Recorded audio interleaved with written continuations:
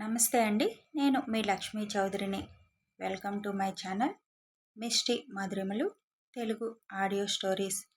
మనసుకి హత్తుకునే మధురమైన కథలను వినాలి అంటే ఛానల్ని సబ్స్క్రైబ్ చేసుకొని ఈ చిన్న రైటర్ని ఎంకరేజ్ చేయండి యార్. ఇక అల్లుకున్న బంధం పార్ట్ 1, 2, 3 మిస్ అవడంతో మళ్ళీ వీటిని తిరిగి రీఅప్లోడ్ చేస్తున్నాను. చదివిన వాళ్ళు దీనిని ఇగ్నోర్ చేసేసేయండి. కొత్తగా చదివే వాళ్ళు ఇది చదివి మిగిలిన పార్ట్స్ కంటిన్యూ చేయండి యార్. అలాగే కథలోకి వెళ్ళే ముందు లైక్ చేయడం మర్చిపోకండి. మీరు ఇచ్చే లైక్ వల్ల కథ మరింత మందిలోకి రీచ్ అయ్యే అవకాశం ఉంటుంది. ఇక మనం ఆలస్యం చేయకుండా కథలోకి వెళ్ళిపోదాం. శివాంష్, నేను చెప్పిన అమ్మాయిని చేసుకుంటావా చేసుకోవా? ఇప్పటికీ చాలాసార్లు అడిగాను నిన్ను అని అడుగుతారు ఒక పెద్ద ఆయన. నేను మీకు చాలాసార్లు చెప్పాను నాన్న, నాకు ఆ పెళ్ళి ఇష్టం లేదు అని. కానీ మీరు వినిపించుకోవడం లేదు. అదే, ఎందుకు ఇష్టం లేదు? ఎవరినైనా ప్రేమిస్తున్నావా? లేదు నాన్న, నేనెవరిని ప్రేమించడం లేదు. రాగిణిని తప్ప మీరు ఎవరిని తీసుకువచ్చినా పెళ్లి చేసుకుంటాను. అది కూడా ఇంకా 1 ఇయర్ తర్వాత. ఇప్పుడు మాత్రం నాకు పెళ్లి చేసుకునే ఉద్దేశం లేదు. రాగిణిని చేసుకునే ఉద్దేశం అస్సలు లేదు. అదే నీ మాట అయితే నా మాటకి విలువ ఇవ్వని వారికి ఈ ఇంట్లో స్థానం లేదు. రాగిణిని చేసుకుంటే ఇక్కడ ఈ ఇంట్లో ఉండు, లేదంటే ఈ ఇల్లు, కంపెనీ అన్నీ వదిలేసి వెళ్ళిపోవలసి వస్తుంది. ఆలోచించుకొని చెప్పు అని సాంబశివరావు గారు ఖరాఖండిగా చెప్పేస్తారు. అప్పటిదాకా వీళ్ళిద్దరి మధ్య కాన్వర్సేషన్ అంతా వింటున్న మిగతా కుటుంబ సభ్యులు ఆయన చివరిగా అన్న మాట వినగానే షాక్ అయిపోతారు. ఎందుకంటే ఈ రోజు వరకు వాళ్ళిద్దరూ తండ్రి కొడుకుల్లా కన్నా స్నేహితులుగా ఎక్కువ ఉండేవారు. అలాంటిది ఒక్కసారే ఇంత పెద్ద డెసిషన్ తీసుకున్నారు అంటే ఎవ్వరికీ అర్థం కావడం లేదు.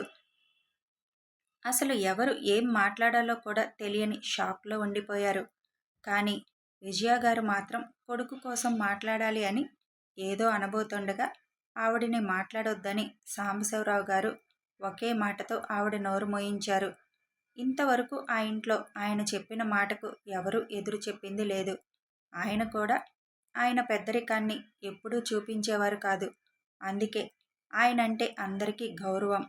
అలాంటి ఆయన తన ప్రాణమైన కొడుకుతో ఇలా మాట్లాడుతుంటే ఎవ్వరికీ అర్థం కాలేదు. శివ్కి ఫస్ట్ నుంచి తండ్రి మాటకి ఎదురు చెప్పడం తెలీదు. ఆ అవసరం కూడా ఇంతవరకు రాలేదు. కానీ ఇప్పుడు తండ్రి నిర్ణయాన్ని గౌరవించి ఆ గుమ్మం దాటడానికి సిద్ధమయ్యాడు. అందరూ కన్నీళ్లతో చూడడం తప్ప ఎవరు ఏమీ మాట్లాడే పరిస్థితిలో లేరు. శివ్ గుమ్మం దాటుతుండగా శివ్ అని పిలుపు వినిపించింది. తన తండ్రి గొంతు వినగానే కన్నీరు నిండిన కళ్ళతో వెనక్కి తిరిగిన శివ్కి ఆయన నోటి నుంచి వచ్చిన ఇంకొక మాటతో గుండె బరువు ఎక్కింది. ఈ రోజు నుంచి ఈ ఇంటిలో ఎవ్వరితో అయినా మాట్లాడినా, కాంటాక్ట్ చేసినా నేను చనిపోయినంత ఒట్టు అని శివ్ గుండె ముక్కలు చేసేస్తారు సాంబశివరావు గారు. భారమైన హృదయంతో ఆ గుమ్మం దాటిన శివ్ ప్రయాణం ఎటువైపు? USA. ఐషు, లేమ్మా, హాస్పిటల్కి వెళ్ళాలి. తొందరగా, నాకు అర్జెంటుగా అటెండ్ అవ్వాల్సిన సర్జరీ ఉంది. నువ్వు కూడా ఇవాళ ఏదో సెమినార్ ఉంది అన్నావు కదా, ఇంకా పడుకుంటే ఎలా? తొందరగా లేచి బయలుదేరు అని ఐషుని లేపుతున్నారు ప్రకాష్ గారు. ఐషు అమ్మగారు తనకి 3 ఇయర్స్ ఉన్నప్పుడే చనిపోయారు. ఐషుని తీసుకొని ఇండియా నుంచి USA వచ్చి కూతుర్ని ప్రాణంగా చూసుకుంటూ ఇక్కడే సెటిల్ అయిపోయారు. ఆయనకు కూతురే లోకం. ఐషుకి తండ్రి అంటే ప్రాణం. ఐషు ఏకసంతాగ్రహి. ఏదైనా ఒక్కసారి చూసినా చదివినా తనకది గుర్తుండిపోతుంది. తన తెలివి వలన అతి చిన్న వయసులోనే తన IQ పవర్ చూసి తనని ఎంకరేజ్ చేయడంతో చదువులో జంప్ చేస్తూ ఇప్పుడు 23 ఏళ్లకే ఒక ఫేమస్ గైనకాలజిస్ట్గా తండ్రి చేసే హాస్పిటల్లోనే చేస్తుంది. అతి చిన్న వయసులో డాక్టర్ అయిన అమ్మాయిగా చాలా ఫేమస్ అయింది. ఐషు, ఐషు, లేమ్మా అని ప్రకాష్ గారు బ్లాంకెట్ లాగగానే అక్కడ దిండ్లు కనిపిస్తాయి. వెనక నుంచి 2 చేతులు ఆయన కళ్ళు మూస్తుంటే ప్రకాష్ గారు పెదాలపై చిన్న నవ్వు. నేనెప్పుడో రెడీ నాన్న, నువ్వే లేట్. తొందరగా తింటే బయలుదేరదాం. అసలే మా డీన్ లేట్ అయితే నా బుర్ర తింటాడు అంటుంది. లేటుగా వచ్చిందే కాక తిరిగి నన్ను అంటుంది. డాక్టర్ అయినా అల్లరి తగ్గలేదు బుజ్జమ్మకి అని నవ్వుకుంటూ టిఫిన్ తిని ఇద్దరూ బయలుదేరతారు. నాన్న, ఒక్కటి అడగనా? అడుగుతుంది ఐషు. అడుగు తల్లి, నా దగ్గర నీకు మొహమాటం ఎప్పటినుంచి మొదలైంది? అదేమీ లేదు నాన్న, కొద్ది రోజులుగా మీరు ఎందుకో డల్గా ఉంటున్నారు. పైగా నీరసంగా కూడా కనిపిస్తున్నారు. ఒక్కసారి హెల్త్ చెకప్ చేయించుకోవా? అదేమీ లేదు బుజ్జమ్మ.